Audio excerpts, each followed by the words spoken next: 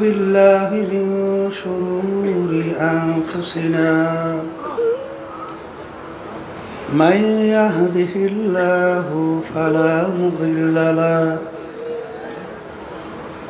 ومن يضلله فلا هادي له ونشهد أن لا إله إلا الله وحده لا شريك له ونشهد أن محمدا عبده ورسوله أما بعد فأعوذ بالله من الشيطان الرجيم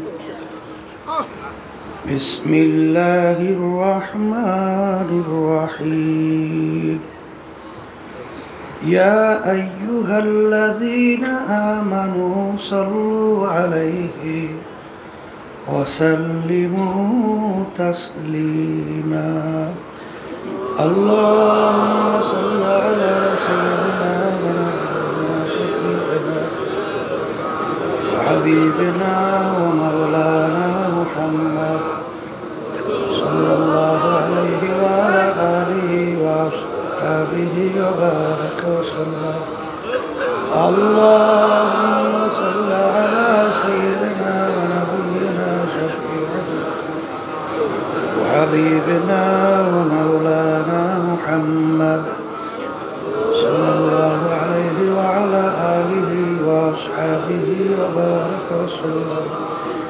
اللهم صل على سيدنا ونبينا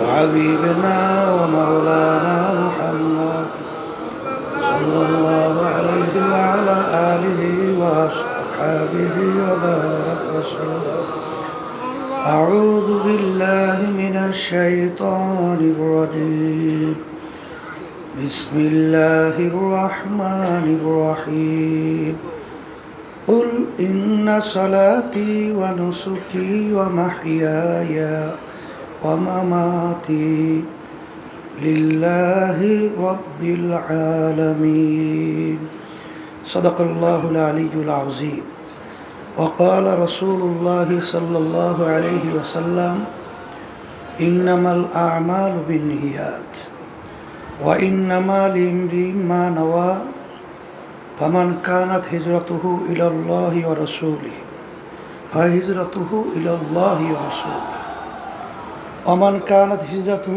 إلى الدنيا أو امرأة يتزوجها فهجرته إلى ما هاجر إليه صدق الله العلي العظيم শুকরিয়া আদায় করতেছি মহান রব্বুল আলামিনের দরবারে। রব্বুল আলামিন ফিতনা ফাসাদের যুগ, গত অগ্রহায়ণ মাসের মাহফিলের পরে ফাল্গুনের মাহফিল, আল্লাহ রাব্বুল আলামিন আমাদেরকে আসার তৌফিক দান করছেন। শুকরিয়া তার সবাই বলি আলহামদুলিল্লাহ। গতকালকের শ্রীনগরে আমার ভাই বলতেছিল আমি লঞ্চে থাকবো না, আমি মাঠে যাব। আসার পরে একটু পরেই দুনিয়া থেকে বিদায় হয়ে সাথীরা বলতেছে হুজুর ওই যে মুখে হাসি দিয়েছে, হাসিটা এখনো মুখে ফুটে আছে। ফজরের সময় জানাজা নামাজ পড়ানো হলো, আবার জোহরের পর এক আল্লাহর বান্দা চলে গেছেন। এইভাবে আসলে গত অগ্রহায়ণ মাস থেকে শুরু করে কয়েক মাসের মধ্যে দেখবেন অনেকে আমাদের সাথে ছিল, আজকে দুনিয়াতে নাই। এমন একদিন আসবে, আব্বাজান রহমাতুল্লাহি আলাইহি বলতেন, এখনো কানের ভিতরে কথাগুলো পরিষ্কারভাবে এখনো বাঁচতেছে। যেমন একদিন আসবে, আল্লাহ কবুল করলে মাহফিল চলতে থাকবে, কিন্তু আমরা আর থাকবো না। আল্লাহ রাব্বুল আলামিন আমাদেরকে মাহফিলে নিয়ে আসছেন। এবছর দেখলাম মাশাআল্লাহ অনেক আমার নতুন ভাইরা মাহফিলে আসছে, যারা হয়তো বা কখনোই চরমনাই মাহফিলে আসেন নাই, এবং যুবকদের সংখ্যা দেখলাম মাশাআল্লাহ অনেক, আলহামদুলিল্লাহ। যারা নতুন আসছেন এবং পুরানো যারা আসছেন, আজকে আমাদের দায়িত্বশীল প্রশাসনের বলতেছিল যেখানে ওরস হয়, তখন আমাদের দায়িত্বশীলরা বলতেছিল যে আমাদের এখানে ওরস হয় না, এখানে মাহফিল হয়।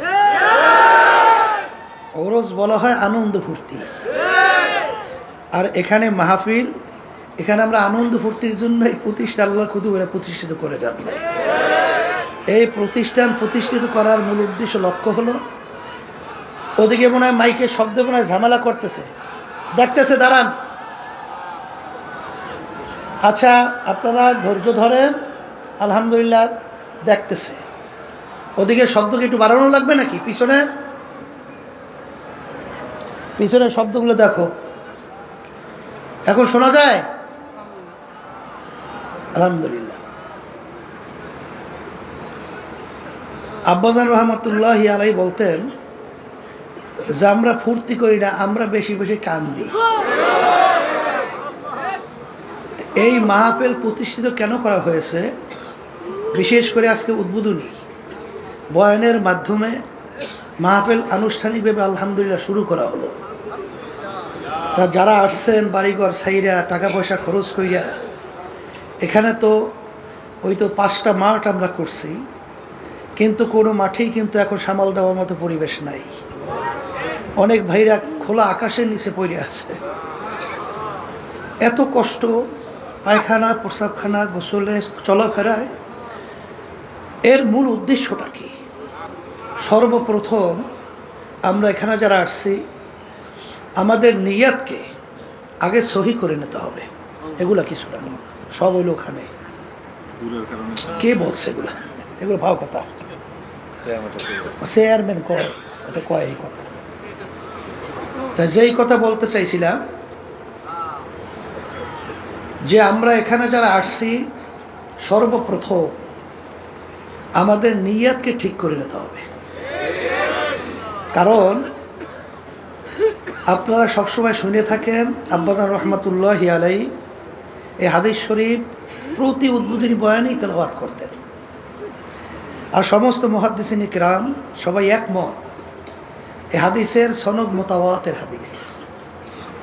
আর আপনারা জানেন বুখারী শরীফ কোরআনুল কারীমের পরই সমস্ত উলামায়ে কেরাম, মুহাদ্দিসিন কিরাম একমত, সহিহ কিতাব কোরআনুল কারীমের পরই বিশুদ্ধ কিতাবের নাম হলো বুখারী শরীফ। বুখারী শরীফের বাব বুখারী রহমতুল্লাহি আলাইহি প্রথম কি বাঁধছেন? বাবুল ওয়াহি, ওহি সংক্রান্ত, ওহি বিষয়াদি, এই বিষয় বাবের ভিতরে আলোচনা হয়। কিন্তু হাদিস নিয়ে আসছেন নিয়াতের হাদিস। এর কারণ কি? হাদিস পড়বেন, হাদিস পড়াবেন, কোরআনুল কারীম পড়ব, কোরআনুল কারীম পড়াবেন, কিন্তু সর্বপ্রথম আমাদেরকে নিয়াত যদি ঠিক না হয়, তাহলে আমাদের সমস্ত কষ্টটাই বৃথা। আল্লাহ রাসূল সাল্লাল্লাহু আলাইহি ওয়াসাল্লাম বলছেন, তোমাদের সমস্ত কাজের ফলাফল নির্ভর করবে তোমাদের নিয়াতের উপরে। কারণ আল্লাহ রাসূল সাল্লাল্লাহু আলাইহি ওয়াসাল্লাম হিজরতের সময় বলছিলেন, তোমরা যদি কেউ হিজরত এই উদ্দেশ্যে করো আল্লাহ এবং আল্লাহ রসুলকে পাওয়ার জন্য, তাহলে তোমরা আল্লাহ এবং আল্লাহ রসুলকেই পাইয়া যাবা। আর যদি তোমরা হিজরত করো দুনিয়া অথবা কোনো মেয়েকে বিবাহের উদ্দেশ্যে, তাইলে তোমরা দুনিয়া অথবা মেয়েকেই পাবা, কিন্তু আল্লাহ রাব্বুল আলামিনের কাছে এই হিজরতের বিনিময় আর কিছু পাবা না। তা আপনারা বাড়িঘর সবাই ছাইরা এখানেই কষ্ট ক্লেশ করে আসছেন। আজকে আমার নতুন বাজানদেরকে বলবো, বিশেষ করে পুরানো যারা আছেন সবাইকে বলবো যে সর্বপ্রথম আমাদের নিয়াতকে আমরা সহি করে নেব। যা আমার এখানে আসার উদ্দেশ্যটা কি? এখানে উদ্দেশ্য একমাত্র আল্লাহর পথ ভোলা, বান্দাদেরকে আল্লাহর পরিচয় ঘটাইয়া আল্লাহর সঙ্গে সম্পর্ক তৈরি করার উদ্দেশ্যেই কিন্তু এই মাহফিল আল্লাহর কুতুবেরা প্রতিষ্ঠিত করে গেছেন। সবাই বলি আলহামদুলিল্লাহ। চরমনার ইতিহাস তো আপনারা অনেকে শুনছেন, জানেন। তারপর আবার বলতেছি, চরমোনাইটা কিন্তু চতুর্পাশে নদী, একটা দ্বীপের মতো। কিন্তু আজকে চরমোনাই আল্লাহ রাব্বুল আলামিন শুধু বাংলাদেশ নয়, তামাম দুনিয়ার মধ্যে আল্লাহ রাব্বুল আলামিন প্রশংসা সহকারে এর পরিচয় ঘটাইয়া দিয়েছেন। এর পিছনে কোনো কারণ আছে না? এর পিছনে কারণ হলো এই মাটিতে আল্লাহ রাব্বুল আলামিন এমন কিছু তার খাস বান্দাদেরকে আল্লাহ পাঠাইছেন, তাদের ইখলাসের বাদাউলাত এবং তাদের প্রতি আল্লাহর খাস মেহেরবানি রহমতের নজর থাকায় আজকে এই চরমোনাইকে সর্বত্র প্রশংসা সহকারে আল্লাহ রাব্বুল আলামিন পরিচয় করাইয়া দিয়েছে। কথা ঠিক না? সর্বপ্রথম এখানে মক্তব আকারে মাদ্রাসা শুরু করে গেছিলেন আমার আব্বাজানের নানাজান রহমাতুল্লাহ আলাইহি। তার নাম ছিল আহসানুল্লাহ, তার নামেই হলো এই মাদ্রাসা আহসানাবাদ। কিন্তু এই মাহফিল আব্বাজানের নানাজান শুরু করে যান নাই, মাহফিল শুরু করে গেছেন আনুষ্ঠানিকভাবে আমার দাদাজান রহমাতুল্লাহ আলাইহি, ইসহাক সাহেব রহমাতুল্লাহ আলাইহি। দাদাজান চলে যাওয়ার পরে এই বাগানের মালি হিসাবে দায়িত্ব পালন করছিলেন আমার আব্বাজান রহমাতুল্লাহ আলাইহি। আজকে কেউ আমাদের মাঝে নাই, আজকে আমাদের মসজিদের সামনে তারা ঘুমায় আছে। তার ধারাবাহিকতায় এই মাহফিল চলে আসছে, এখন পর্যন্ত চলছে। আমরা যারা খাদিমিন আছি আমরাও চেষ্টা করতেছি যে আল্লাহ রাব্বুল আলামিন আমাদেরকে ইখলাস নিয়ে আমাদের শায়েখদের নকশ কদমে এবং পুরা দিনের উপরে থাইকা কার্যক্রম পরিচালনা করার জন্যে আল্লাহর ফজলে চেষ্টা করতেছি। আপনাদের দোয়া এবং সহযোগিতায় আল্লাহ রাব্বুল আলামিন প্রতিষ্ঠান চালাইতেছে। এখন কথা হলো যে আমরা এখানে যারা আসছি অন্যজনের কোনো নিয়াত থেকে থাকে, কারণ দেখা যায় এই বাংলাদেশের ভিতরে অনেক কিন্তু পীর মুরিদি অনেক দরবার আছে। সেখানে যদি আপনি জিজ্ঞাসা করেন ভাই আসছো কেন, তখন বলবে ভাই আমি বড় বিপদ মুসিবতের মধ্যে আছি। দেখি ওখানে অনেক মানুষ জমা হয়, তাদের খেয়াল অনুযায়ী ওখানে অনেক আল্লাহর ওলিরা আছে, তাদের সঙ্গে যাওয়ার পরে তাদের সঙ্গে একসঙ্গে হাত উঠে দোয়া করার পরে হয়তো আমার এই মাকসাদটা পুরো হতে পারে। আমি অসুস্থ, আমার বিভিন্ন ব্যবসা বাণিজ্যের সমস্যা, আমি বিভিন্ন মামলা মোকদ্দমার ভিতরে জর্জরিত, বিভিন্ন ধরনের সমস্যার ভিতরে দুনিয়া আছি। যে ওখানে যাওয়ার পরে দেখি আমার এগুলো ভালো হয় কিনা। আবার যদি কাউকে জিজ্ঞাসা করেন এখানে আসছে কেন, তখন বলবেন আমি গরিব মানুষ, দেখি এখানে আসার পরে দেখি আমি ধনী হইতে পারি কিনা। এরকম ধনী হওয়ার উদ্দেশ্যে, দুনিয়ার কোনো লক্ষ্য উদ্দেশ্যে অর্জনের, কেউ মেম্বার হওয়ার জন্যে অনেক চেয়ারম্যানরা আসেন, যে দেখি চরমোনাই তো অনেক তো মুহিদ্দিন মুজাহিদ আছে, যে ওখানে যাওয়ার পরে দেখি যে আমি তাদের সমর্থনে চেয়ারম্যান হতে পারি কিনা, মেম্বার হতে পারি কিনা, বা অমুক বিভিন্ন দুনিয়ার যে উদ্দেশ্য। আমি প্রথম অবস্থায় উদ্বোধনী বয়ানে আপনাদেরকে অনুরোধ করব, এরকম যদি কেউ নিয়তে এসে থাকেন আল্লাহর হস্তে আপনার নিয়তকে পরিবর্তন করেন। এখানে আমরা আসার মূল একমাত্র উদ্দেশ্য হলো আল্লাহ রাব্বুল আলামিনের সঙ্গে সম্পর্ক তৈরি করা, আল্লাহর খাস বন্ধ হওয়া, আল্লাহর খাস ওলি হইয়া এখান থেকে যেন আমরা বিদায় হতে পারি। এই নিয়তে যদি আল্লাহর ফজলে আমরা বসতে পারি, নিয়ত অনুযায়ী আল্লাহ রাব্বুল আলামিন বরকত দান করবে। কথা ঠিক না? এরপরে আমার বাজানদেরকে বলবো, যখন আল্লাহ নিয়েই আসছে, এখানে যদি আমরা নিয়তকে পরিবর্তন করে বসি, আব্বাজান রহমাতুল্লাহি আলাইহির কথা, দাদাজানের কথা উদ্ধৃতি দিয়ে বলতেন যে তুমি একটা ঘর উঠাইছো, দক্ষিণ দিকে জানালা রাখছো। যদি জিজ্ঞাসা করা হয় তুমি আপনি জানালাটা দক্ষিণে কেন রাখলেন, তখন সেই উত্তর কি দেবে, যে দক্ষিণ থেকে বাতাস ঢুকবে, আমার ঘর ঠান্ডা হবে, আমি ঘরে খুব আরামে বসবাস করতে পারবো। দাদাজান রহমাতুল্লাহি আলাইহি বলতেন যে না, তোমার নিয়তকে পরিবর্তন করো, যে আমি জানালা রাখছি এর জন্যে ঘর যদি অন্ধকার হয় আমি জানালা খুলব, ঘরের ভিতরে আলো ঢুকবে, আলোতে আমি কোরআনুল কারীম তেলাওয়াত করব, আমি দ্বীনি কিতাব পড়াশোনা করব। আবার অনেক সময় রাস্তার পাশে আল্লাহ ওয়ালারা যখন রাস্তা থেকে যাবে তাদের চেহারা মুবারক দেখব। এরকম নেক নিয়তে যদি তুমি জানালা রাখতে পারো, তোমার কি বাতাস বন্ধ হবে? বাতাস তো ঠিক ঠিক নিয়ম অনুযায়ী ঢুকতেই থাকবে, কিন্তু তোমার এই নিয়াতের কারণে যতদিন জানালা থাকবে ততদিন তোমার সব আমল নামায় জমা হতে থাকবে, শুধুমাত্র একটু নিয়াতের পরিবর্তনের কারণে।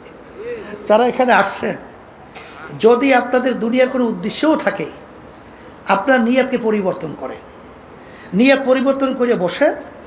কারণ আল্লাহ রাব্বুল আলামিন বান্দাবান্দির যে প্রয়োজন, আল্লাহ রাব্বুল আলামিন সেটা বাস্তবায়নের জন্য আল্লাহ রাব্বুল আলামিন জিম্মা নেয় নাই? রিজিকের জিম্মা আল্লাহ নেয় নাই? না নেয় নাই? আপনার আমার চেষ্টা, দায়িত্ব হালাল উপায়ে চেষ্টা করা। বরকত দেওয়ার মালিক কে? এর পরেও যদি পরিবর্তন এই নিয়তের কেউ না করেন, কিন্তু আল্লাহ রাব্বুল আলামিন বলছেন তো, মান কানা ইউরিদু হারসাদ দুনিয়া নুক্তিহি মিনহা, আমার কাছে যদি তোমরা কেউ দুনিয়া চাও, আমি তাকে দুনিয়া দিয়ে দেব। দুনিয়া যদি চাও, দুনিয়া কি দিয়া দিব, কিন্তু ওয়ালাইসা লাহু ফিল আখিরাতি মিন খালাক, কিন্তু তুমি দুনিয়া চাইলে দুনিয়া পাবা, কিন্তু কিয়ামতের ময়দানে এর বিনিময়ে তোমরা আর কিছু পাবা না। এই জন্য প্রথম যে আয়াত শরীফ তেলাওয়াত করেছি, আয়াতের ভিতরে আল্লাহ রাব্বুল আলামিন বলেন, হে নবী, আপনি বলে দেন আমার বান্দা বান্দীদেরকে, আপনার উম্মতদেরকে, যে তাদের নামাজ, তাদের রোজা, তাদের হজ, এক কথা তাদের বাইচে থাকা, তাদের মইরে যাওয়া, তাদের যত কাজকর্ম সব কিছু হবে একমাত্র আমাকে রাজি খুশির উদ্দেশ্যেই। কার রাজি খুশির উদ্দেশ্যে? আল্লাহ রাব্বুল আলামিনের রাজি খুশির উদ্দেশ্যে যদি আমাদের নামাজ, রোজা সহ সমস্ত কার্যক্রম হয়, তাইলে সেখানে দেখবেন যে আপনার প্রতিটা পদক্ষেপ, প্রতিটা কথা, প্রতিটা হারাকা সাকানাতের মধ্যে আল্লাহ রাব্বুল আলামিন অন্তরের ভিতরে একটা প্রশান্তি দান করবে। আর দুনিয়ার যত মুআমালাত এবং যাহা কিছু প্রয়োজন আল্লাহ রাব্বুল আলামিন তার জিম্মায় আমাদের জন্য ব্যবস্থা করবেন। কারণ মাল্লাহুল মাওলা আলাহুল, যেই বন্দাবান্দি আল্লাহর উপর সফর্দ করে চলতে থাকে, সেই বন্দাবান্দির বস ভালো করে বস, সেই বন্দাবান্দির জন্য আল্লাহ রাব্বুল আলামিন নিজে জিম্মাদার হয়। তা আল্লাহ যদি আপনার আমার জিম্মাদার হয়, তাহলে আপনার আমার এত চিন্তা কিসের? এই কথা ঠিক কিনা? এরপরে আমার ভাইদেরকে বলবো, এবং চতুর্দিকে যে আমার মা বোনরা পর্দা আলে শুনতেছেন, শোনেন, দুনিয়া এবং আখেরাত দুইটা মামলা। দুনিয়ার মামলায় যদি কেউ 5 বারও ঠকে, আবার কিন্তু চেষ্টা করলে জিতবার আশা করা যায়। কিন্তু আখেরাতের যে মামলা, এই মামলায় যদি খোদা না কাছে একবার কেউ ঠইয়া বসে, দ্বিতীয়বার আপিলের সুযোগ আছে? মুখ খুলে বলেন আছে? আজকে দুনিয়ার ভিতরে দেখবেন ম্যাজিস্ট্রেট কোর্টে যদি কেউ ঠগে, আবার জজ করে সুযোগ আছে না আপিলে? জজ করে ঠকলে হাইকোর্ট, সেখানে ঠকলে সুপ্রিম কোর্ট সিঙ্গেল বেঞ্চ, সেখানে ঠকলে সুপ্রিম কোর্ট ফুল বেঞ্চ, সেখানে ঠকলে প্রেসিডেন্ট কোর্ট, এরপরে আন্তর্জাতিক কোর্ট, অনেক ধাপ ভাই ধাপ, অনেক সুযোগ আপিলের দুনিয়াবি আছে না নাই?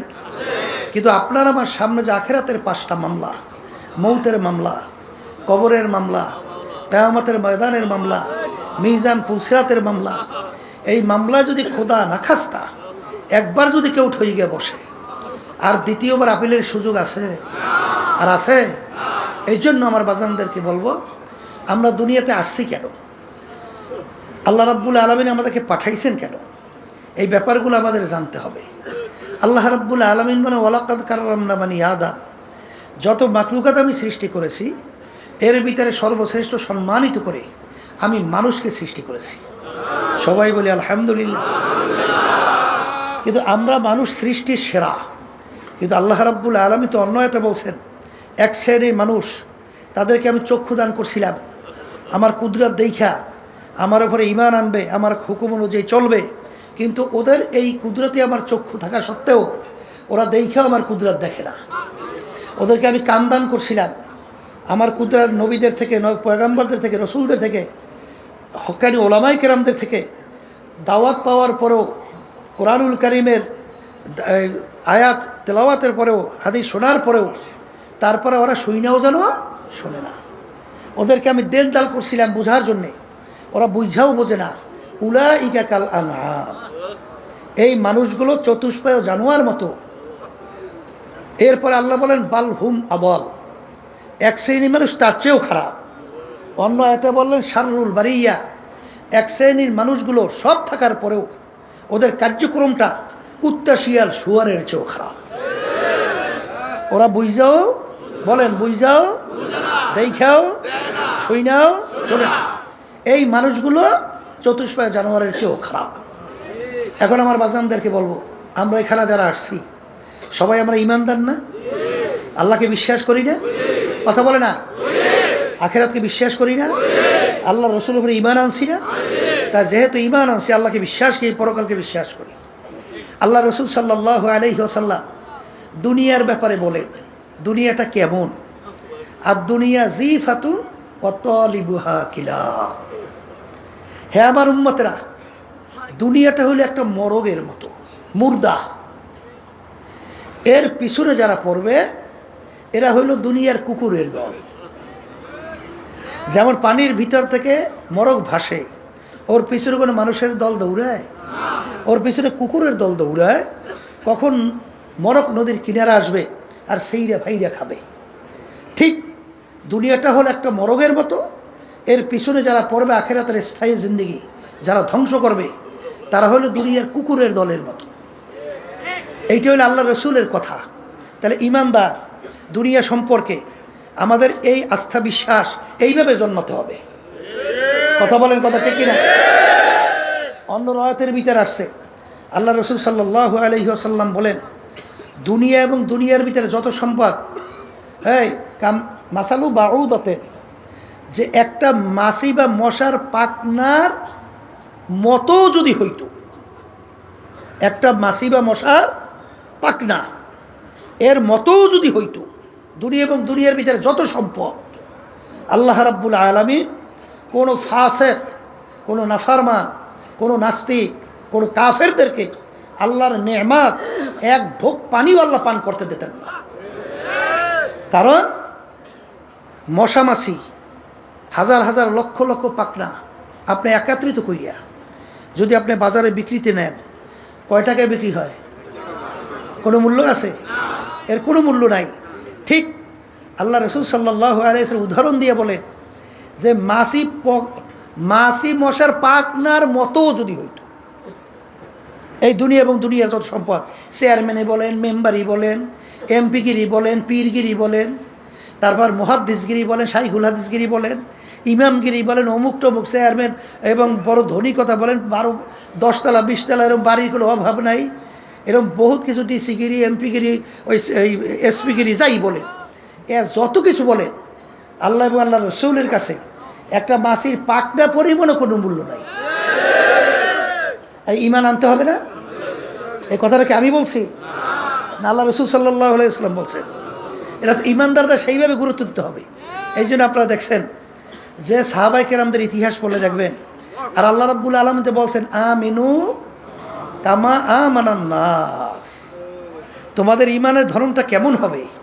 সাহাবায়ে কেরামরা যেভাবে ঈমান আনছিল, সাহাবায়ে কেরামদের ঈমানের ধরন কেমন ছিল? দুনিয়ার ব্যাপারে ইতিহাস পড়লে দেখবেন আল্লাহ রসুল সাল্লাল্লাহু আলাইহি ওয়াসাল্লাম কেমনভাবে দেখা গেছেন যে কাফেররা একত্রিত হইয়া 3টে প্রস্তাব নিয়ে গেছিল না, আরবের সবচেয়ে বড় ধনী বানাইয়া দেবে, সবচেয়ে আরবের বড় নেতা বানাইয়া দেবে, এরপর সুন্দরী সবচেয়ে আরবের ভিতরে মেয়েটাকে তার জন্য বিবাহের ব্যবস্থা করবে। শুধুমাত্র শর্ত কী ছিল? যে এক আল্লাহর পরে ঈমান আনার দাওয়াত দাও, কিন্তু আমাদের কার্যক্রমের বিরুদ্ধে কিছু বলবা না। এতটুকু যদি মানতে পারো তাহলে মুহাম্মদ সাল্লাল্লাহু আলাইহি ওয়াসাল্লাম তোমার জন্য আমরা এই প্রস্তাব নিয়ে আসছি, নেতা হতে মন চায় নেতা বানাইয়া দেব, ধনী হইতে মন চায় সবচেয়ে বড় ধনী বানাইয়া দেব, সুন্দরী মেয়ে বিবাহ করতে মন চায় ব্যবস্থা করব, কিন্তু শর্ত হলো এক আল্লাহর উপরে ঈমান আনার দাওয়াত দাও, এজন্য আমাদের সমস্যা নাই, কিন্তু আমাদের কার্যক্রমের বিরুদ্ধে কিছু বলবা না। আল্লাহ রাসূল সাল্লাল্লাহু আলাইহি ওয়াসাল্লাম তাদের প্রস্তাব মানছে? বরঞ্চ কি বলছিল? এটা তো একটা স্বাভাবিক, যদি অসম্ভব জিনিস সম্ভব করে দেখাও, আকাশের সূর্য এক হাতে আকাশের চন্দ্র আরাক হাতে, তারপর আমি এক আল্লাহর উপর ঈমান আনার দাওয়াত এবং তোদের মূর্তি পূজা সহ তোদের অন্যায়ের বিরুদ্ধে আমি বলতেই থাকবো। এক পর্যায়ে আল্লাহ রসুল সাল্লাল্লাহু আলাইহি ওয়াসাল্লাম তার জন্মভূমি মক্কা শরীফ থাকতে পারছে? হ্যাঁ, হিজরত করে কোথায় যায়? মদিনা শরীফ যায়। আর জন্মভূমির মায়ায় নবী ফিরা ফিরা যায়। এই তো আমাদের শিক্ষা, এইটাই তো আমাদের শিক্ষা। সাহাবায়ে কেরামদের কি অবস্থান ছিল? দুনিয়ার কোনো মোহ তাদেরকে গ্রাস করতে পারছিল? আমিনু কামা আমানান নাস। এই জন্য কিতাবের ভিতরে আসছে, সাহাবায়ে কেরামদেরকে যদি আমরা দেখতাম তাহলে আমরা মন্তব্য করতাম সব পাগলের দল। আর তারা যদি আমাদেরকে দেখতো মনে হয় যেন বলতে সব কাফেরের দল হয়ে গেছে। কারণ আমাদের চিন্তা, চেতনা, ধারণা, ধ্যান অনেকাংশেই দেখা যায় শুধু দুনিয়া দুনিয়া দুনিয়া দুনিয়া, অনেকাংশে আখেরাতের গুরুত্ব দেখাই যায় না। এর জন্য চরমনাই মাহফিল একমাত্র প্রতিষ্ঠার উদ্দেশ্য হলো এখানে আল্লাহ রাব্বুল আলামিনের সঙ্গে সম্পর্ক তৈরি করা এবং দুনিয়া এবং আখেরাতের অবস্থানটা বোঝা এবং সেই অনুযায়ী জীবনকে পরিচালনা করিয়া আল্লাহর খাস বান্দা হইয়া, আল্লাহর খাস ওলি হইয়া এখান থেকে যেন আমরা যাইতে পারি, এই তৌফিক যেন আল্লাহ আমাদেরকে দান করে। এখন আমার ভাইদেরকে বলবো, যারা শুনতেছেন, যারা নাকি দুনিয়ার পাগল হইছেন, যারা দুনিয়ার পাগল হইছেন, মাঝে মধ্যে একটু মোরাকাবা করা লাগে না? একটু চিন্তা করা লাগে না? আসতে কয় কি চিন্তা করা লাগে না? লাগে না? যেই দুনিয়ার পাগল হইছে, এই দুনিয়া সম্পর্কে মাঝে মাঝে একটু নিরিবিলি, একটু চক্ষু বন্ধ করিয়া একটু চিন্তা করে দুনিয়াটা কি। হ্যাঁ, এই জন্য কোন এক আল্লাহ ওলি বলছিলেন, মস্তে আশেক মস্তে মাসুক বাদশাহ মালে মাস্ত পীরে মস্তে জিরে মস্তে শায়েখে দর আসরারে মাস্ত। দুনিয়ার ভিতরে যত মানুষ বিচারণ করে সবই তো পাগলের দল। কেউ বা টাকা পয়সা বেশি কামাইয়ের জন্য পাগল, কেউ বা পীর হওয়ার জন্য পাগল, কেউ বা মুফতি হওয়ার জন্য পাগল, কেউ বা মুহাদ্দিস হওয়ার জন্য পাগল, কেউ বা শাইখুল হাদিস হওয়ার জন্য পাগল, কেউ বা খতিব হওয়ার জন্য পাগল, কেউ বা মেম্বার হওয়ার জন্য পাগল, কেউ বা চেয়ারম্যান এমপি মিনিস্টার হওয়ার জন্য পাগল, কেউ বা জমিদার অমুক টমুক সমুক সভাপতি সেক্রেটারি হওয়ার জন্য পাগল। এখন এই চরমনের অনেক মুজাহিদ দেখা যায় যখন কমিটি গঠন সর্বনাশ, এমন অস্থির হয়ে যায় কেমনে সভাপতি হইবে। এই চরমনায় আসার পরে এইটা শিখলেন, এইটা শিখলেন, এইটাই শিখলেন, আর কিছু শিখলেন না। কেমনে সভাপতি হইবেন, সেক্রেটারি হইবেন, এই জন্য পাগল হয়েছেন। হাদিসের মধ্যে আসছে আল্লাহ রাব্বুল আলামিন কিয়ামতের ময়দানে দায়িত্ব অনুযায়ী প্রশ্ন করবে।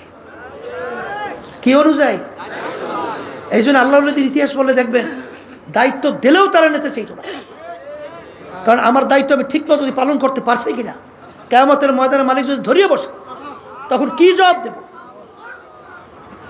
আল্লাহ রাসূল সাল্লাল্লাহু আলাইহি ওয়াসাল্লাম আপনারা জানেন যে বিদায় হজের ভাষণে তিনি বলছিলেন, সাহাবারা তোমরা সাক্ষী থাকো, আমি আমার দায়িত্ব পালন করতে পারছি কিনা, তোমরা সাক্ষী থাকো। আল্লাহ রাসূল সাল্লাল্লাহু আলাইহি ওয়াসাল্লাম পারছেন, আপনার দায়িত্ব আপনি পালন করছেন, তোমরা সাক্ষী থাকো।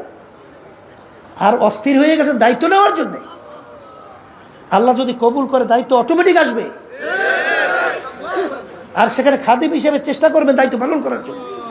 আর সেখানে পাগল হয়ে গেছেন, আমার সভাপতি বলবে, সেক্রেটারি বলবে, এটা নফস খুশি হইবে, শয়তান খুশি হয়।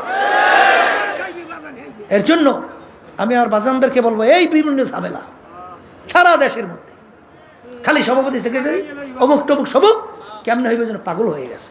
এই চরমনে আসার পরে এইটা আল্লাহর কুতুবে শিখাইছে? আমরা এইটা শিখাই? কুল ইন্না সালাতি ওয়া নুসুকি ওয়া মাহইয়ায়া ওয়া মামাতি লিল্লাহি রাব্বিল আলামিন।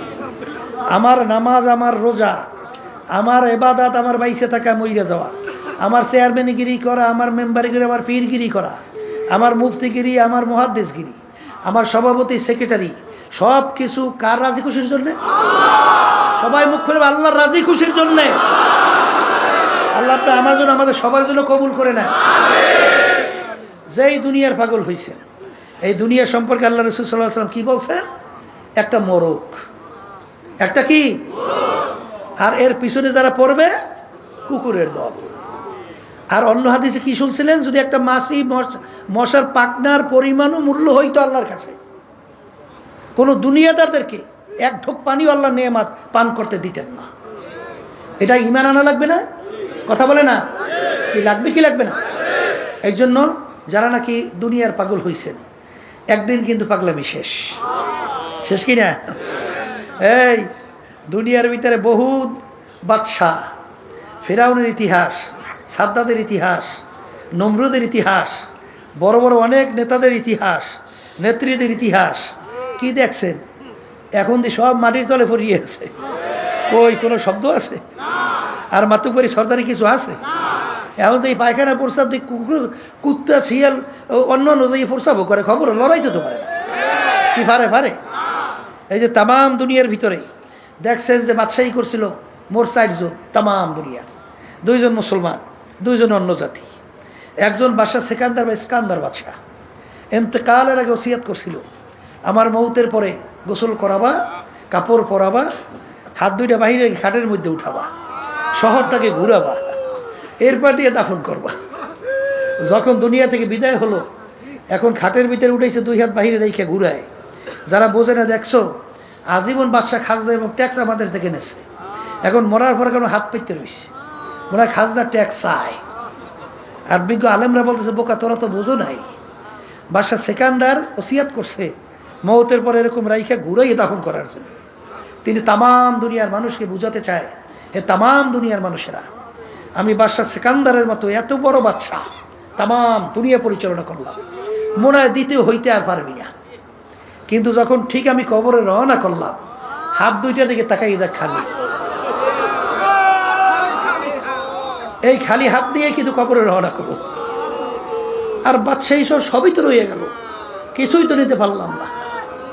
এই জন্য আমার বাজানদেরকে বলবো, যারা আজকে দুনিয়ার পাগল হয়েছেন, এই সম্পদের পাগল হয়েছেন, মনে এত অনেক সময় অনেক দেখা যায় মুরব্বী হইয়া এত অসুস্থ, তখন এসে দুনিয়ার ব্যাপারে মনে হয় যে এমনভাবে আমাদেরকে উপস্থাপন করে, মনে করি যে সিরিয়ে যায়।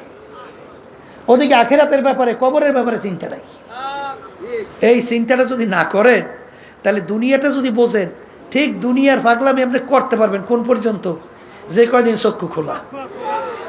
চিরতরে যেদিন চক্ষু বন্ধ, তখন কি বলবে? পীর সাহেব ঘুমাই রয়েছে বলবে না, লাশ পড়িয়ে রয়েছে। মেম্বার ঘুমাই রয়েছে বলবে না, মেম্বারের লাশ পড়িয়ে রয়েছে। চেয়ারম্যান ঘুমাই আছে বলবে না, চেয়ারম্যানের লাশ পড়িয়ে আছে। অমুকে ঘুমাই আছে বলবে না, লাশ পড়িয়ে আছে। এখন দেখেন, একটা মশা মাছিও তাড়ানোর শক্তি আপনার আছে? আর পারবেন? এখন সাদা 3টে কাপড় দিয়ে প্যাঁচ দিয়ে আপনার আটকাইছে, মাথার ভিতরে দিতেছে, বা মাজার ভিতরে তো বাঁধতেছে, এখন পায়ের ভিতরেও বাঁধতেছে। এই জন্য আমার আব্বাজান রহমতুল্লাহ আলাইহি বলতেন, সাপ সোজা হবি তো মইরে সোজা হওয়ার আগে সোজা হও। সোজা তো হওয়া লাগবে, মরার আগে হ, মরার পর সোজা হইলে কোনো লাভ নাই। এই জন্য সোজা তো হবা।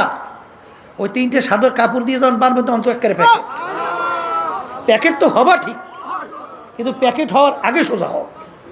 কথা ঠিক কিনা? এই জন্য আমার বাজানদেরকে বলবো, যারা চরমনাইতে আসছেন, আল্লাহ রাব্বুল আলামিন ইন্নাল্লাহা লা ইয়ানজুরু ইলা সুওয়ারিকুম ওয়া আ'মালিকুম ওয়ালাকিন ইয়ানজুরু ইলা নিয়াতিকুম ওয়া কুলুবিকুম আও কামা ক্বালা আলাইহিস সালাতু ওয়াস সালাম। আল্লাহ রাব্বুল আলামিন শুধুমাত্র আপনার বাহ্যিক আমলের দিকে তাকাই থাকে না, তোমরা আমার দিলের দিকে তাকাই থাকে। বন্দাবাদীর দিলের অবস্থানটাকে, নিয়ত তো দিলের মধ্যে। তা যারা আসছেন, যখন আল্লাহ নিয়েই আসছেন, কষ্ট যখন করবেনি, তখন নিয়তটা পরিবর্তন করা যায় না? আসতে কয় যায় না? এখানে কেন আসছি? একমাত্র আল্লাহ রাব্বুল আলামিন রাজি খুশির উদ্দেশ্যে। কথা ঠিক আছে? এরপরে দুনিয়ার জিম্মাদার আল্লাহর উপর ছাড়িয়ে দেন। কথা ঠিক না ভাই? ঠিক। আর বাজানদেরকে বলবো, আল্লাহ রাব্বুল আলামিন যদি তার এই হুকুম অনুযায়ী বান্দাবান্দি চলে, দুনিয়ায় কোনো পেরেশানিতে আল্লাহ রাখে? বলেন তো, রাখে? আসবত ইতিহাস নাই, কিন্তু দুকিস্তি পর নেহাদানকে চেরা যায়। যদি 2 নৌকার ভিতরে পা লাগান, তাহলে কিন্তু বিপদ আছে। কথা কয় না? কারণ আল্লাহ রাসূল সাল্লাল্লাহু আলাইহি ওয়াসাল্লাম কি বলছেন? এই দুনিয়া এবং আখিরাত কাজ জরুরতাই, দুই সতীনের মতো সম্পর্ক। কেউ যদি দুই সতীনকে, কোনো বেটা একত্রে দুই স্ত্রীকে খুশি রাখতে পারে? একজনকে খুশি করলে আরেকজন বেজার হয়। আল্লাহ রাসূল সাল্লাল্লাহু আলাইহি ওয়াসাল্লাম সতীনের সাথে উদাহরণ দিয়ে বলেন যে যদি তোমরা দোনোটাকে খুশি করতে চাও, এটা একটা অসম্ভব। যেরকম নাকি দুই নৌকার ভিতরে কেউ যদি পা রাখে, দুই নৌকা যখন দুই দিকে সরতে থাকে, তখন ফাইরা সেইরা ধ্বংস হওয়া ছাড়া আর কোনো গতি থাকে? এর জন্য যদি কেউ দুনিয়াকে খুশি করতে চান, আখেরাত বেজার হবেই হবে। আবার আখেরাতকে যদি কেউ খুশি করে, দুনিয়া বেজার হবেই হবে। দুটোটাকে একাত্রে খুশি রাখা চরমনে এখনো কিছু মুজাহিদ, আল্লাহর তো সংখ্যা একেবারে কম এখন আল্লাহর রহমতে, ওদিকে নেতাদেরকে খুশি করতে যায়, আবার মসজিদে দিয়ে নামাজ পড়ে আল্লাহরে খুশি করতে যায়। আছে না নাই? আরে অনেক সংবাদ তো আমাদের কাছে আসে, আছে না? যায় নামাজ পড়তে, রুকুতে যায়, সেজদায় যায়, সুবহান রাব্বিয়াল আ'লা কইয়া তাসবিহ আদায় করিয়া মালিককে খুশি করার জন্য সেজদায় পড়ে। ওদিকে আবার নামাজ পড়ে বাইরে নেই মেয়ে, এখন আবার নেতা এবং দুনিয়ামুখী যে মাতুব্বা, এদেরকে খুশি করার জন্য চেষ্টা করে। হাদিসের মধ্যে পরিষ্কার আসছে, ফাসিকদের যখন কোনো প্রশংসা করা হয়, আল্লাহ রাব্বুল আলামিনের আরশ থরথর করে কাঁপতে থাকে। এক শ্রেণী বর্তমানে বেরোইছে, ফাসিকদের প্রশংসা এমন ভাবে শুরু করে মনে হয় যেন এখন মাত্র আল্লাহর ওলি নাজেল হয়েছে। নাউযুবিল্লাহ, আল্লাহর আরশ কাঁপতে থাকে থরথর করে, আল্লাহ সহ্য করে না। এই জন্য আমি আমার বাজানদেরকে বলবো, তুমি আল্লাহকে রাজি খুশির উদ্দেশ্যে কাজ করো, দেখবা সব আল্লাহ রাব্বুল আলামিন তোমার প্রতি আন্তরিকতা আল্লাহর পক্ষ থেকে তৈরি করে। কথা ঠিক কিনা? হাদিসের মধ্যে কি আসছে? আল্লাহ রাব্বুল আলামিন যে বান্দাবান্দিকে পছন্দ করেন, ফেরেশতাদের ভিতরে ঘোষণা করে, এবং ফেরেশতাদের মাধ্যমে আল্লাহ রাব্বুল আলামিন সমস্ত মাখলুকাতের মধ্যে ঘোষণা করায় যে আমি অমুককে মহব্বত করে, তোমরাও করো। তার বাস্তবতা দেখছি। আল্লাহ কিন্তু ফজলুল করিম রহমাতুল্লাহি আলাইহি আল্লাহর কুতুবের ইতিহাস শোনেন, পড়লে দেখবেন যে কীভাবে আল্লাহ রাব্বুল আলামিন তাদের অন্তরের ভিতরে মহব্বত পয়দা করে। এটা আপনার আমার কিছু নাই। এর জন্য আমার ভাইদেরকে বলবো, নতুন বাজানরা যারা আসছেন, যখন আল্লাহ নিয়েই আসছেন, নিয়াতকে পরিবর্তন করা যায় না? যায় কোনো সমস্যা? হ্যাঁ, তার নিয়াতকে পরিবর্তন করে বসেন। যদি বসতে পারে তা আল্লাহ রাব্বুল আলামিন ওয়াল্লাযীনা জাহাদু ফীনা লানাহদিয়ান্নাহুম সুবুলানা ওয়া ইন্নাল্লাহা লামাআল মুহসিনিন।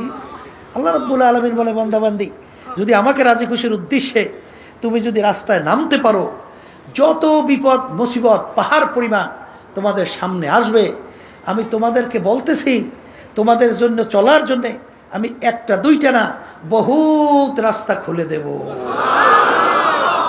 রাস্তা কে খুলবে? আপনার আমার এত টেনশন কেন? আপনার আমার এত চিন্তা কেন? রাস্তা তো খোলার দায়িত্ব আল্লাহ নিছে, কথা বলে না? কিভাবে খুলবে? আপনার আমার জেহেনে ধরবেও না। ইউসুফ নবী আলাইহিস সালাতু ওয়াস সালামকে বিবি জুলাইখা 7 দরজার ভিতরে তালা মারছে। দরজা কয়টা? তালাও বেরোর দুনিয়া দিক থেকে যুক্তি আছে, কিন্তু ইউসুফ আলাইহিস সালাতু ওয়াস সালাম এই চিন্তা করছে যে আমি কিভাবে বের হব। আল্লাহর উপর তাওয়াক্কুল করে দৌড় মারছে। দৌড় মারার সঙ্গে সঙ্গে আল্লাহ রাব্বুল আলামিন 7টা দরজার ভিতরে তালা টাস টাস করে খুলে দিয়েছে। এটা জেহেনে ধরছে? বেরেনে ধরছে? কোনো যুক্তি আছে? যুক্তি ছাড়া আল্লাহ রাব্বুল আলামিন রাস্তা খোলে। কথা ঠিক না? মুসা আলাইহিস সালাতু ওয়াস সালাম ফেরাউন যখন তার দলবল নিয়ে দৌড়িয়ে আসছে, নীল নদীর পারে যাই আর পারইবি কেমনে পারইবে? কোনো কায়দাই তো নাই। মুসা হাতের মধ্যে কি দেওয়া বাড়ির মধ্যে বাড়ি দেওয়ার সঙ্গে সঙ্গে রাস্তা, একটা দুইটা না, আস্তে দলবল নিয়ে পারাই চলে গেছে। জিম্মাদার কে? তা আল্লাহ তাওয়াক্কুল করতে পারি না? এত পেরেশান হয়েছেন কেন? এত পেরেশান হইলে যে পাগলামি দুনিয়ার জন্য করে, একটু মাঝে মাঝে মোরাকাবা করতে থাকতে হবে। নিরিবিলি করলেই দেখবেন আপনার কাছে প্রশ্নের উত্তর আসবে। সব ফাঁকি আর ফাঁকি। জোরে বলেন কথা ঠিক কিনা? কিয়ামতের ময়দান একজন আর একজনকে প্রশ্ন করবে, ভাই কামলা বিছনা, আমরা দুনিয়ার ভিতরে কতদিন ছিলাম? একজনে উত্তর দেবে লাবিসনা ইয়াওমান আও বা'দা ইয়াওম, একদিন অথবা একদিনে কিছু অংশ মনে হয় ছিলাম। আর একজনে বলবে না না, যারা হিসাব রাখছে তারাই বলতে পারবে। ফাস আলিল আদি, আমার তো মনে হয় ঘরের এক দরজার থেকে ঢুকছিলাম, অন্য দরওয়াজা থেকে বের হয়ে আসলাম, ঢুকলাম বের হইলাম, এতটুকু তো আমার কাছে দুনিয়ার মনে হইল। এই আল্লাহর বান্দারা, পর্দা আলে মা বোনেরা, একটু মাঝে মাঝে একটু মুরাকাবা না করলে সে মানুষের মধ্যেই পড়ে না। কারণ আসলে আমরা দুনিয়াতে কেন আসলাম, আল্লাহ আমাদেরকে কেন পাঠাইলেন, আমরা ছিলাম কোথায়, আছি কোথায়? এই আরে বসাই দাঁড়া, তোমরা কি করো, যারা ছয় বসাই দিয়ে, আমরা ছিলাম কোথায়, আছি কোথায়, রওনা করব কোথায়? দুনিয়া কিন্তু ক্ষণস্থায়ী, দুনিয়া দেখতে না দেখতে শেষ হয়ে যায়। আর আখিরাতের জিন্দেগি শুরু হবে, আর কোনো দিন শেষ নাই। বাজান সবসময় মনকে বুঝাইয়েন যে আল্লাহ রাসূল সাল্লাল্লাহু আলাইহি ওয়াসাল্লাম দুনিয়া সম্পর্কে বলছেন, আলী তুমি দুনিয়ার তোমার হায়াতকে কি কেমন তুমি মনে করো, কত দূরে কেমন নিকট তুমি মনে করো? আলী রাদিয়াল্লাহু তাআলা আনহু বলছিলেন, হে আল্লাহর রাসূল, আমি যখন নামাজের জন্য ওযু করতে যাই তখন আমি খেয়াল করি আমার জীবনের শেষ ওযু এই নামাজের শেষ হইতে পারে, সামনের ওয়াক্তের নামাজের জন্য সুযোগ আর নাও পেতে পারি। আল্লাহ রাসূল সাল্লাল্লাহু আলাইহি ওয়াসাল্লাম বলেন, আলী তুমি তো ভুল করছো এক নামাজ থেকে অন্য নামাজ আসতে, মাঝখানে অনেক সময়ের ব্যবধান। আলী মৃত্যু তো এত দূরে না।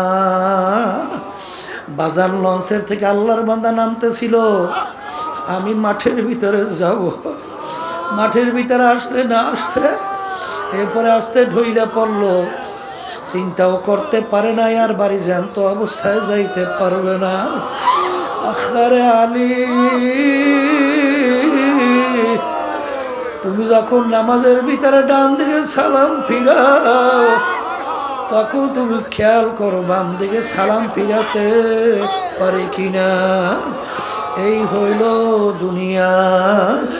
আর আখিরাতের জিন্দেগি সম্পর্কে আল্লাহ রাসূল সাল্লাল্লাহু আলাইহি ওয়াসাল্লাম বলেন, তামাম দুনিয়া যদি একটা গোডাউন বানাও, জমিন থেকে আসমান, পশ্চিম থেকে পূর্ব, উত্তর থেকে দক্ষিণ, এই পুরা জমি এই গোডাউন যদি সরিষা দিয়ে ভইরা দাও, একটা পাখিকে যদি বলা হয় কবুতর পাখি, একটা সরিষার দানা খাবা, আবার 500 বছর পরে আর একটা সরিষার দানা খাবা, এরকম 500 বছর পর পর একটা সরিষার দানা খাইতে খাইতে তামাম দুনিয়াময় সরিষা একদিন না একদিন শেষ হবেই হবে। কিন্তু আল্লাহ রাসূল সাল্লাল্লাহু আলাইহি ওয়াসাল্লাম বলেন, আখিরাতের জিন্দেগি শুরু,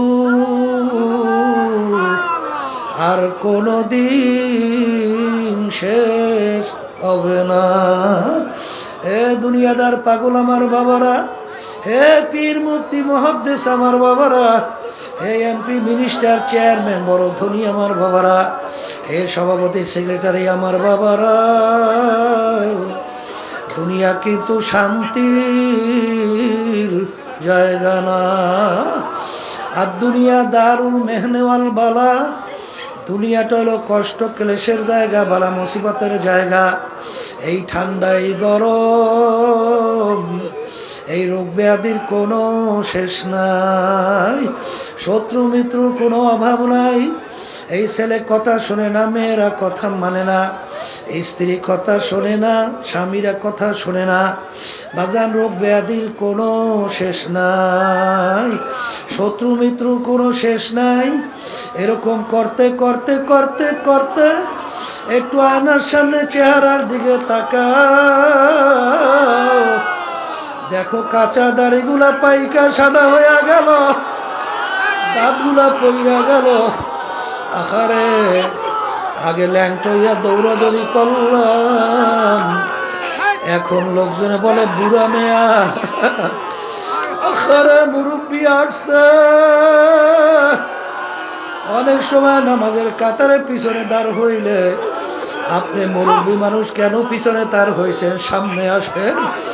বাজানটাই না সামনে দিয়ে দেয়।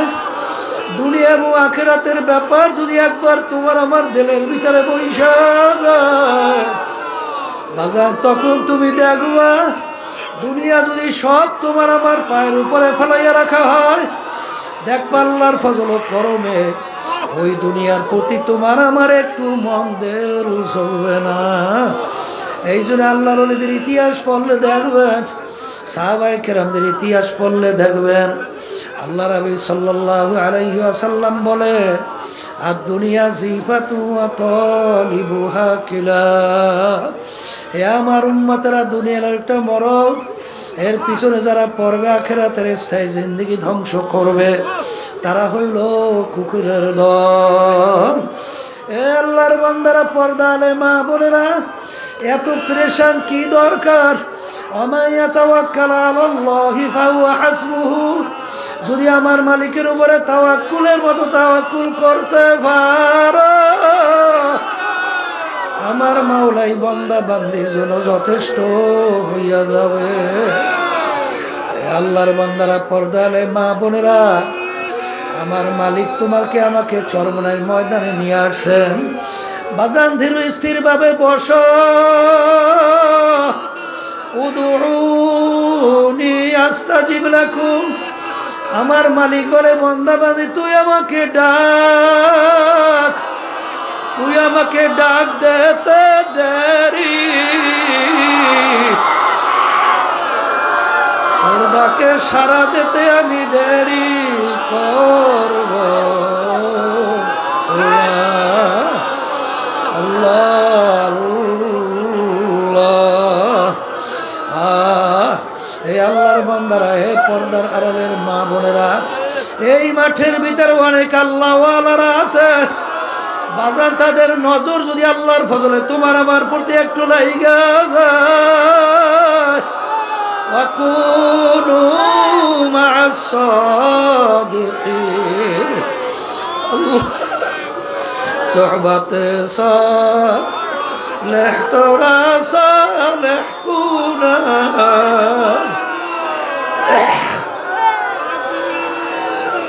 সোহবতে তালেহ তোরা তালেহ কুনা। এক জামানা সোহবতে বা আউলিয়া বেহতরা সাদ সালে তাআত বেরিয়া। দিলে খুলবো এদার হাম্মামে রোজ,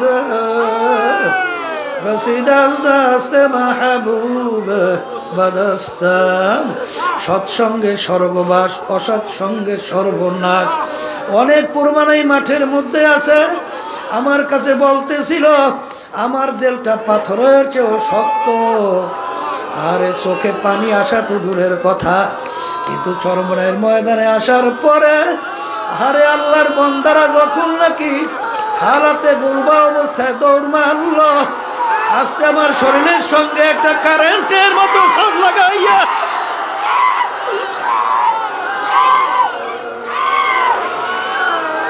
যখন সইরা গেল, এরপরেই দেখি আমার দিলটা মোমের মতো নরম হইয়া গেল। এরপরে দেখি এত চেষ্টা করি, চোখে পানি থামানো যায় না। আখারে দিলের মধ্যে এমন একটা নরমিয়াত মালিক তৈরি কইরা দিল। আখারে এখন দেখি দিলটা ছিল 24 ঘন্টা দুনিয়ামুখী, এখন আল্লাহর ফজল ও করমে দিলটা হয়ে গেল আল্লাহ মুখী। আমার ভাইদেরকে বলবো, তাড়াহুড়া কইরো না, পেরেশানি কইরো না। যখন আল্লাহ নিয়ে আসছে, কষ্ট করে 3 দিন, সোয়া 3 দিন, 3.5 দিন পর্যন্ত থাকো।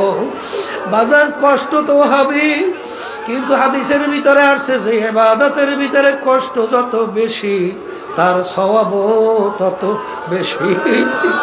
বাজার একটা কাটার গুতাও যদি মোমেন বান্দা বান্দির লাগে, এর মাধ্যমে বান্দা বান্দির গুনাহ মাফ হয়ে যায়। আর বাজার একটা বিষয়, আরে মাঠে তো জায়গা আল্লাহর বান্দারা অনেকেই পায় নাই। আল্লাহ রাব্বুল আলামিন মুসলমানদের চরিত্র বলছেন, ওয়ায়ুসিরুনা আলা আনফুসিহিম ওয়ালাউ কানা বিহিম খাসাসা। মুসলমানদের চরিত্র হবে নিজের স্বার্থের চেয়ে আমার অন্য ভাইয়ের স্বার্থের অগ্রাধিকার দেওয়া। বাজান এই ঘটনা বাজান সারে নজরুল জানবেন। ইয়ারমুকের যুদ্ধের মধ্যে আবু জহম রাদিয়াল্লাহু তাআলা আনহু বলেন, আমার স্বাস্থ্য ভাই যুদ্ধের ময়দানে আহত অবস্থায় পড়ে আছে। আমি তার কাছে পানি পান করবে কাছে যখন নিয়ে গেলাম, যখন তিনি পানি পান করবে এমন সময় দূর থেকে আর এক আল্লাহর বান্দা আহত অবস্থায় পড়ে আছে। তিনি হঠাৎ ডাক দিয়ে উঠল, পানি। তখন আমার স্বাস্থ্য ভাই পানি পান না কইরা তিনি বলতেছেন, আমার চেয়ে আমার ভাইয়ের পানির বেশি প্রয়োজন, তার কাছে নিয়ে যাব। তিনি আর পানি পান করেন নাই। যখন তার কাছে নিয়ে গেল, তিনি যখন পানি পান করবেন, দূর থেকে আর এক আল্লাহর বান্দা আহত অবস্থায় পড়ে আছে। তিনি বললে উঠলো, পানি। তখন সে বলতেছে, আমার চেয়ে আমার ভাইয়ের পানির বেশি প্রয়োজন, তার কাছে নিয়ে যাও। যখন তৃতীয় আল্লাহর বান্দার কাছে গেল, যাইয়া দেখে আল্লাহর বান্দার দুনিয়াতে নাই। আল্লাহর বান্দা দুনিয়ার থেকে বিদায় হয়ে গেল, শাহাদত বরণ করছেন। দৌড়ে দ্বিতীয় আল্লাহর বান্দার কাছে আসলো, দেখে তিনিও দুনিয়ার মধ্যে নাই। দৌড়ে আসলো চাচতো ভাইয়ের কাছে, আইসা দেখে তিনিও দুনিয়াতে নাই, তিনিও শাহাদত বরণ করছেন। ইন্তেকালের আগে পানির কত প্রয়োজন, তারপরও নিজের চেয়ে তার ভাইয়ের স্বার্থের অগ্রাধিকার দেওয়া, এইটা হলো মুসলমানদের চরিত্র। বাজার এখানে তো আসছি, কতই বা কষ্ট হবে, আমার ভাইয়ের কষ্ট হয় কি না এটাও তো তোমার আমার চরিত্র নজরে রাখা লাগবে। বাজান পায়খানা প্রস্রাবে অজুতে রাস্তাঘাটে চলায়, খবরদার আমার ভাই যেন কোনো কষ্ট না হয়। আল্লাহর ফজলে চরমুনার মুজাহিদের মধ্যে আল্লাহ রাব্বুল আলামিন কিছুটা হইল এই গুণ আল্লাহ দান করছে। আমাদের কাছে অনেক সময় প্রশাসনের লোকরা বলে, হুজুর এত বড় মাহফিল কিভাবে কন্ট্রোল হয়, হুজুর আমাদের তো বুঝে আসে না। তখন বলেন, আল্লাহর খাস মেহেরবানি, আল্লাহ রাব্বুল আলামিন কন্ট্রোল করেন। কারণ এখানে মুজাহিদ ভাইরা মনে করে আমার ভাইসে আমার ভাইয়ের অগ্রাধিকার বেশি স্বার্থের দেব, এই মন থাকার কারণেই প্রত্যেকে নিজে দায়িত্বশীল হয়ে যায়, তখন আর কোনো ঝামেলা তৈরি হয় না। বাজান দুনিয়া হুব্বু দুনিয়ার আসুকুল্লি খতিয়াতিন, সমস্ত গুনার মূলই হলো দুনিয়া, দুনিয়ার মোহ। যখন নাকি দুনিয়া তার কাছে বাজান একটা মরগের মতো মনে হবে, তখন কিন্তু বাজান তার কাছে এই ধরনের আচরণ আর প্রকাশ পাবে না। আসলে দুনিয়ার ভিতরে আমাদের আসার কারণ আখিরাতকে কামাই করার জন্যে। বাজান দুনিয়ার ভিতরে আল্লাহ রাসূল সাল্লাল্লাহু আলাইহি ওয়াসাল্লাম বলেন, তোমার জিন্দেগিটা কেমন থাকবে, যেরকম রাস্তার পথি মুসাফির রাস্তার ভিতরে চলে, দেখবেন সামানাদি মুসাফিরের হালাত কি থাকে, তার লক্ষ্য গন্তব্য অন্যটা। ঠিক আমরাও দুনিয়ার ভিতরে মুসাফিরের হালাতে চলতেছি, আমাদের গন্তব্য হলো বেহেশত। এই দুনিয়ার মুসাফির হালাতের মধ্যে যদি কেউ সব কিছু মনে কইরা দুনিয়াকে ওইভাবে গুরুত্ব দাও, বাজান তারা কিন্তু খসরাত দুনিয়া ওয়াল আখিরা, দুনিয়াতেও ক্ষতিগ্রস্ত হবা, আখিরাতেও ক্ষতিগ্রস্ত হবা। বাজান 3 দিন সোয়া 3 দিন পর্যন্ত এখানে অনেক হক্কানি ওলামায়ে কেরাম তাদের পবিত্র জবান থেকে দিনের আলোচনা করতে থাকবে। খবরদার বেহুদা সময় নষ্ট করবেন না বাজান, সময় তো যাবি, সময় তো কারো জন্য থাকবে না। আবার 2-3 দিন পরে এই মাহফিলও থাকবে না। বাজান নেকের পাল্লা ভারী কর, গুনার পাল্লা হালকা কর, প্রতিটা মুহূর্তে জেকেরে ফেকেরে থাকো, রাস্তার ভিতরে চলো, জবানে মাওলার জিকির করতে থাকো, দিলের ভিতরে মাওলার খেয়াল পয়দা করো। পায়খানা প্রস্রাবখানা সর্বত্র চলবা সুন্নাত তরিকায় চলো। কারণ বাজার মোমেন কখনো বোকা হইতে পারবে না। মোমেন এক গর্তের ভিতরে দুইবার পাছার খাবে না। কারণ কিতে আমাদের একবারে যখন মালিক নিয়ে আসছেন, ক্ষেত্র যখন পাইয়া গেছি, তারে নেকের পাল্লা কেন ভারী করবো না? সুযোগ তো আল্লাহ দিয়েই বসছে। মন চাইলে এখানে গুনাহ করার পরিবেশও নাই। যেহেতু আল্লাহ নিয়েই আসছেন, 5 ওয়াক্ত খবরদার এত বড় জামাত যেন না ছোটে। আগে থেকে আমরা প্রস্তুত হইয়া থাকবো।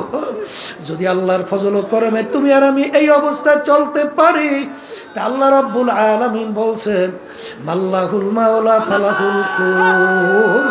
বান্দা বান্দি যদি আমার উপর তাওয়াক্কুলের মতো তাওয়াক্কুল করতে পারে, ওই বান্দা বান্দি যা প্রয়োজন আমি মাওলাই যথেষ্ট।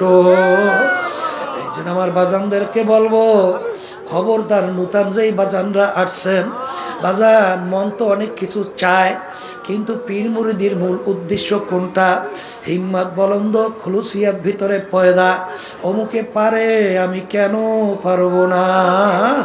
বাজান আরাম তো শরীরে চাবি, আরামও দেব, সবই ঠিক আছে, কিন্তু বাজান ইবাদতের ভিতরে আমার সময়টা একটু বেশি কাটানো লাগবে। এই নিয়তে যদি আমরা চলতে পারি, আল্লাহ রাব্বুল আলামিন বরকত দান করবে। বাজান মাহফিল শুরু হলো, আমি আপনাদের জন্য দোয়া করি, দোয়া চাই আল্লাহ যেন আমাদেরকে তার খাঁটি ওলি না বানায়া, আমাদের এখান থেকে কাউকে যেন মাহরুম ফেরত না দেয়। আর আমার মালিক তো তোমার আমার দিকে রহমতের নজরে তাকায়, তোমার আমার দিলের দিকে তাকায়। যদি করুণ দৃষ্টিতে করুণ সুরে এবং দিলটাকে ভাঙ্গা, আনা ইনদামু কাসরাতিল কুলুব, হাদিসে কুদসির ভিতরে আসছে, বান্দা বান্দি আমি ভাঙ্গা দিলের কাছে থাকি। আরে গুনার কথা মনে করো, পিছনের অপরাধের কথা মনে করো, দিলটাকে ভাঙ্গা দাও, দুই চোখের পানি ছাইরা দাও। এইবার মালিকের দরবারে মাপ চাও। যদি মালিকের দরবারে মাপ চাওয়ার মতো চাইতে পারো, পাহাড় পরিমাণ গুনাহ আমার মালিক মুহূর্তের ভিতরে মাপ কইরা তোমার আমার গুনাহকে নেকের দ্বারা পরিবর্তন কইরা দিবে। এই খেয়ালে আমরা মাঠের ভিতরে থাকি। আল্লাহুম্মা আমিন।